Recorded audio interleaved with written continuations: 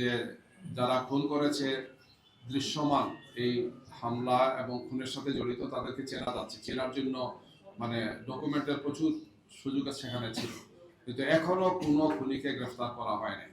পরে আমাদের একটা রাজনৈতিক কর্মসূচি বিক্ষোভ মিছিল করেছিলাম, জানাজাতে আমরা অংশগ্রহণ করেছিলাম, আপনারা জানেন।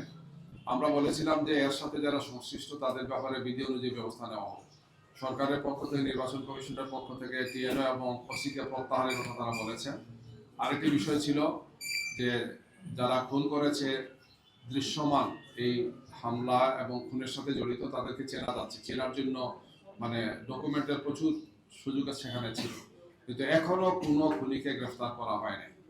আমরা জোর দাবি জানাচ্ছি যে এই সমস্ত চিহ্নিত খুনিদেরকে যদি গ্রেফতার করা না হয়, যে অস্ত্র দিয়ে তারা এই কাজটা করেছে সেগুলো যদি উদ্ধার না হয়, তাহলে জনমনে আতঙ্ক থাকবে, নির্বাচনের সুষ্ঠু সুন্দর পরিবেশ মারাত্মকভাবে বিঘ্নিত হবে এবং অবিলম্বে সেই খুনিদেরকে গ্রেফতার করে প্রশাসনকে, সরকারকে, নির্বাচন কমিশনকে প্রমাণ করতে হবে যে একটি সুন্দর, সুষ্ঠু, শান্তিপূর্ণ নির্বাচনের জন্য তারা যে প্রতিশ্রুতিবদ্ধ।